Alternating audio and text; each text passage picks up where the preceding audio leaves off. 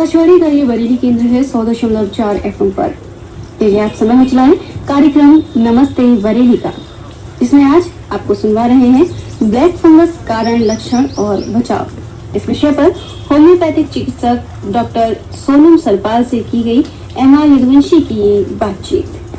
श्रोताओं, हम लोग सभी जानते हैं कि अभी कोविड एक ऐसी महामारी जो पूरी दुनिया में चल रही है और इससे हमारा देश भी बहुत ज्यादा प्रभावित है। आज भी बहुत सारे लोग कोविड के चलते चले जा रहे हैं, तो ऐसे में बहुत जरूरी हो जाता है कि एक तो कोविड से बचाव करें और दूसरी तरफ एक और जो बड़ी समस्या सामने है वो है फंगस की। व्हाइट फंगस हो या ब्लैक फंगस हो, ये भी एक महामारी के रूप में उभर करके आ रहा है और ऐसे लोग जो शुगर के पेशेंट्स हैं या जो कोरोना से ठीक हुए हैं, जिनको स्टेरॉइड दवाइयां दी गई हैं, ऐसे लोगों में चिकित्सकों का मानना है कि ज्यादा फंगस का प्रकोप हो रहा है। फंगस भी एक बहुत ही ज्यादा खराब बीमारी है। इसके लक्षण क्या हैं, इस संदर्भ में आज हम बातचीत कर रहे हैं और बातचीत करने के लिए हमारे साथ हैं डॉक्टर सोनम सरपाल। आप होम्यो चिकित्सक हैं, बरेली से हमारे कार्यक्रम में शामिल हुई हैं। डॉक्टर सोनम, कार्यक्रम में आपका हार्दिक स्वागत है। जी बहुत बहुत धन्यवाद, मुझे यहाँ पे आपने शामिल किया। जी, तो सबसे पहले तो हम कोविड को लेकर के बात करते हैं। देखिए, ये जो कोविड की जो लहर है, ये दूसरी वाली, ये काफी प्रभावित कर रही है हमारे देश को। हालांकि अब थोड़ा ग्राफ कुछ नीचे की तरफ है, लेकिन इसका बचाव आज भी जरूरी है। क्या करना चाहिए? जी जी, ये कोविड का जो ये दूसरा लहर आया है, इसमें जो है इससे जूझते हुए सभी लोगों को, है ना, एक चीज में तो बहुत ध्यान रखना है कि वो अपनी इम्यूनिटी, रोग प्रतिरोधक क्षमता का बहुत ख्याल रखे। जी जी, हम लोगों ने यही देखा कि ये दूसरी लहर में खैर ये था भी डरावना, तो ये माहौल है ही, लेकिन हमने उसमें पैनिक कर करके और भी बीमारियां अपनी इम्यूनिटी को बहुत ज्यादा, जैसे एकदम से दवाइयां ले लेना, बिना सोचे समझे दवाई ले लेना, ज्यादा लॉन्ग टर्म एक ही दवाई को बार बार लेते रहना, उससे क्या हुआ, हमारा इम्यूनिटी और वीक हो गया।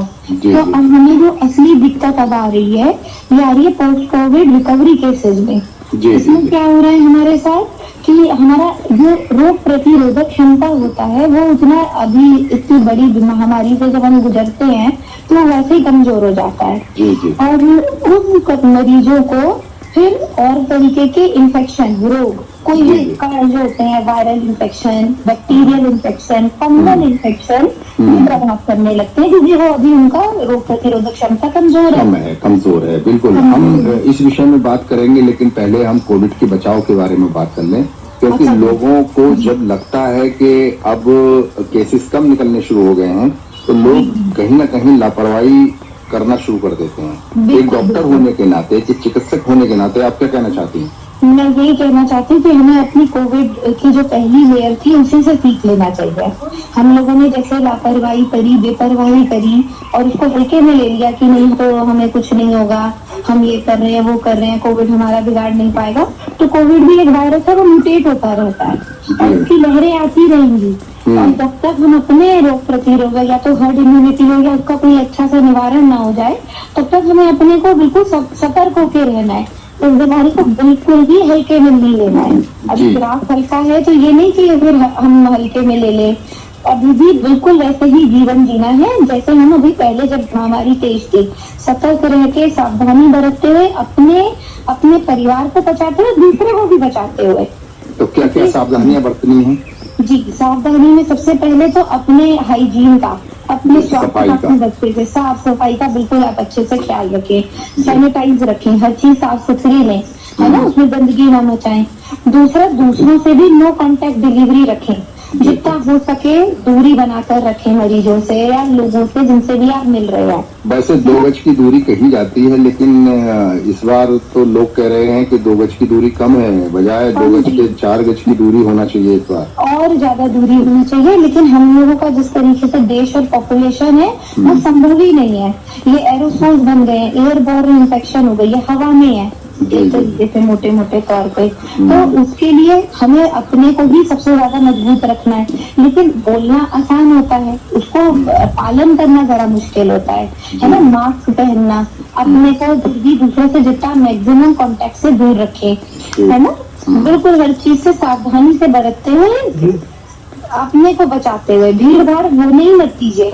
जरूर आप अपने देख लीजिए कि अपने जितना मिनिमम काम हो सके, जरूरी काम हो सके वो काम करिए और अभी भी सावधानी रखिए। ये नहीं कि अब हम बच गए तो हमने कोविड-2 को हरा दिया, नहीं। हमें अभी भी जैसे लापरवाही नहीं करनी है जो हमने कोविड-1 को हरा के करा था। अभी भी कोविड का तीसरा लहर आएगा, तो उसके लिए पहले से ही आप सतर्कता रखें। और सतर्कता में यही अपने को मास्क लगा के रखें, सावधानी, साफ सफाई, अपने इम्यूनिटी को। आप मैं होम्योपैथिक चिकित्सक हूँ तो मुझे इतना तो मैं बताना चाहूंगी कि होम्योपैथी में भी ये इम्यूनिटी को बहुत स्ट्रॉन्ग करने की हमेशा से ही दवाइयाँ चलती हैं, तो होम्योपैथी में भी अपनी इम्यूनिटी को स्ट्रॉन्ग कर सकते हैं। जी जी जी जी जी बिल्कुल, बहुत अच्छी बात कही है। और एक बात ये कही जाती है कि हाथों को सैनिटाइज भी करना है और दूसरी बात हाथों को बार बार धुलना भी है, साफ सुथरा रखना है हाथों को। जी जी जी, अपने बच्चों का बहुत ध्यान रखना है, परिवार के, है ना, क्योंकि ये बच्चों के भी केसेस अब बाहर आने लगे हैं, तो ये बहुत ज्यादा वो हमारा भविष्य है। जी, छोटे बच्चे हैं, लेकिन अब उनकी साफ सफाई तो केवल उनके पेरेंट्स के ऊपर है। पेरेंट्स की जिम्मेदारी बढ़ जाती है अपने बच्चों के प्रति और बहुत ज्यादा हमें ध्यान रखना है। जी जी जी जी।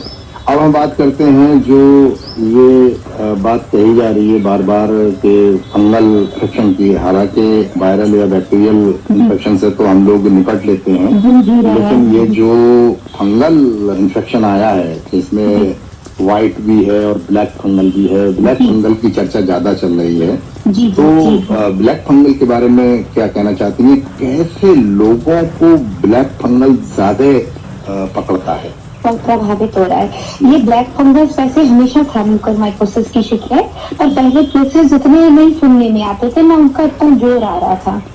ये ब्लैक फंगस ज्यादातर इनोवेटिव जैसे HIV एड्स के जो पेशेंट होते हैं, जिनका डायबिटीज वैसे भी कंट्रोल नहीं होता था, अब हमारा जैसे कोविड-19 आया इसके मरीजों को, या जिन्होंने बहुत समय से अरसे से स्टेरॉइड ज्यादा यूज करते हैं, इन लोगों को, जो जिन्होंने बहुत ज्यादा ऑक्सीजन सप्लाई ली है, वेंटिलेटर में रहे हैं, उनका इम्यूनिटी बहुत वीक हो चुका है, इन लोगों को ब्लैक फंगल इन्फेक्शन भी असर कर रही है, जोर मार रही है। जी जी जी, तो इससे बचने के क्या उपाय हैं? जी, आप बस ये देखिए, जैसे कोविड-19 वालों के लिए इस बार मैं बोलूंगी कि हमारा कोविड-19 की रिकवरी कैसे हो रही है। जब आप कोविड-19 से आपका टेस्ट रिपोर्ट नेगेटिव हो जाए, आप लापरवाही बेपरवाही ना करें। आप देखो कि आपके लक्षण कोविड से सिम्टम्स मिलते हैं या नहीं, दोबारा बुखार तो नहीं आ रहा है।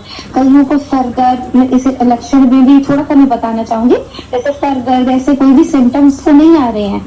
और अगर हमें बचाव की बात करें तो पहले नंबर में ब्लैक फंगल कम्युनिकेबल डिसीज नहीं होता है, एक मरीज से दूसरे मरीज को नहीं होता है ना। तो इसके लिए वैसे एलोपैथी में तो anti fungal vaccine, IV injection होते हैं जो डॉक्टर्स देते हैं।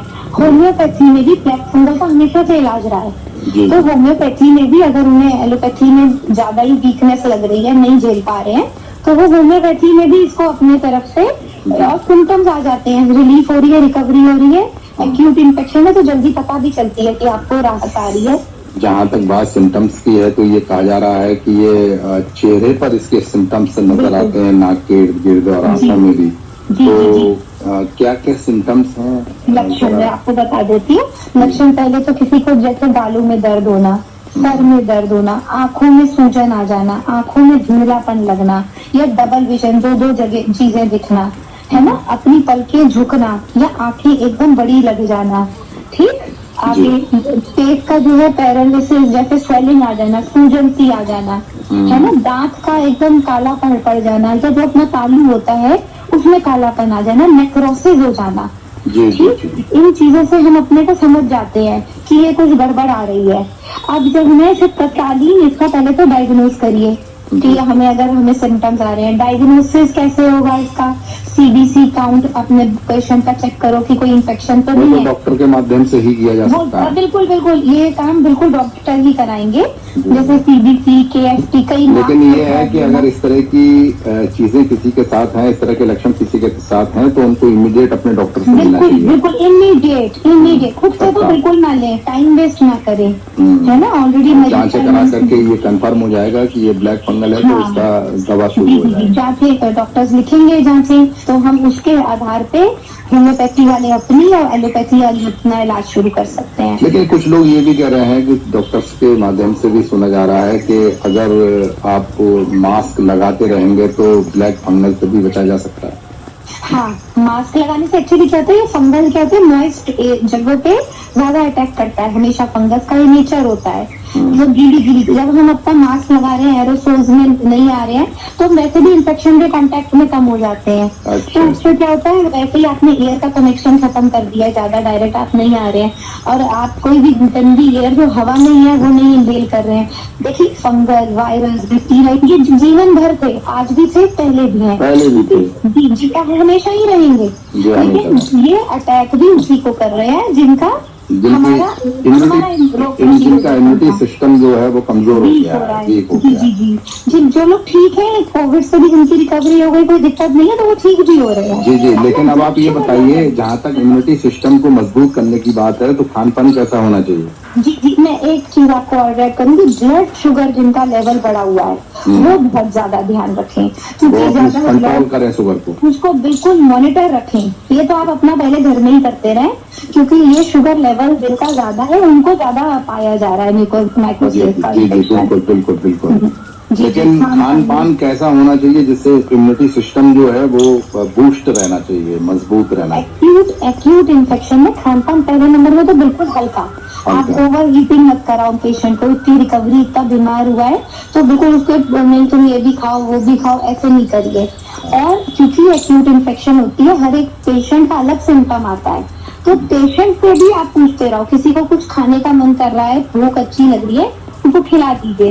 नहीं तो वैसे अपनी तरफ से हल्की मूंग की दाल, मूंग की छिलकों वाली दाल, हल्की रोटी, मतलब प्रोटीन वाले जो पदार्थ हैं, दालें हैं, और अगर कोई नॉनवेज है तो वो नॉनवेज भी ले सकता है।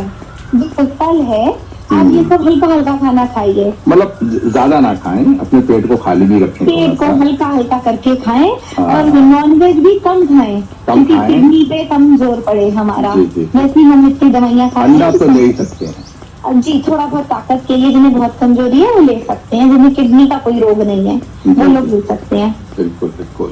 और सब्जियां जो हैं वो ताजी सब्जियां और सूप वगैरह भी लेते रहे, हमें लगता है। बिल्कुल जो ताजी और अच्छा, फंगल भी अपना आप बहुत संभल के, अपना फंगल भी मॉइस्ट एरिया में ज्यादा आता है, तो हर चीजों को आप बिल्कुल साफ सुथरे में ही रखेंगे, ड्राई जगह में रखें। बिल्कुल ड्राई, और बिल्कुल ताजी बिल्कुल अच्छी बनी हुई सब्जियां, जैसे आपने कहा, रखी हुई सब्जियां ना खाएं, ना रखी हुई नहीं है, बिल्कुल नहीं, ताजा बस बना के।